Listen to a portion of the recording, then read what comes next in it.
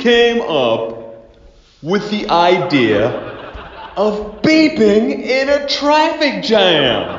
To the normal mind now, beeping in a traffic jam doesn't make a lot of sense because the car in front of you isn't going anywhere.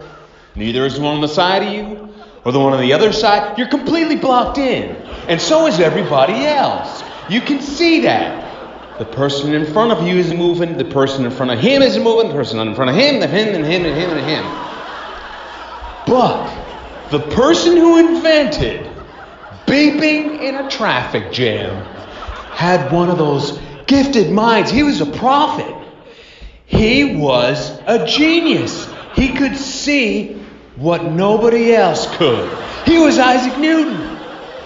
He knew if you went way down the line at the front of that traffic jam, at the very front, there was a person who had somehow forgotten that they needed to move and needed to drive somewhere. They hadn't just forgotten how to drive. They forgot about the concept of travel. When you're going somewhere, you need to go somewhere, right? So here's this poor fool sitting in their car, and they completely checked out. But when they hear that,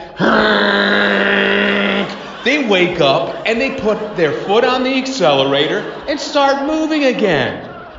It's a Copernican moment, I'm telling you. It's fun when that first beep launches and you just know it's like a wolf starting to howl in a pack. You're going to hear from every other rocket scientist in there.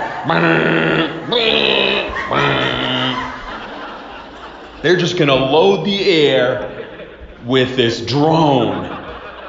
And that brings me to, if the first person who honked in a traffic jam was honker 0, then honker 1, he was like the Einstein to honker 0's Newton, in that he figured out if you do a staccato,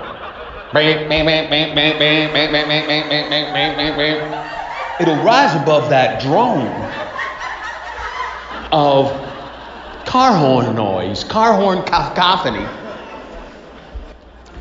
And the person who doesn't realize they're supposed to be moving at the front of the line, you know, they're bored. They're sitting there, they're just listening to this low drone of car horn noise.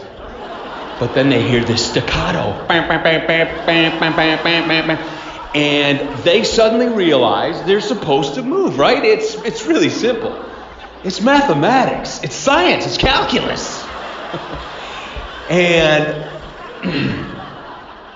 that person, the staccato honker, honker number 1, honker number 2, whatever you want to call him or her. I may not know who it was, but I do know 2 things about them. The first thing is they knew Morse code. The second thing is they had to go to the bathroom real bad.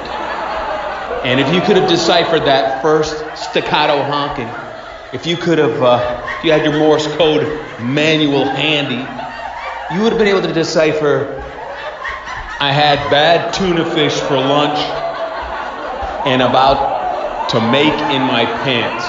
Please move your, oh, never mind.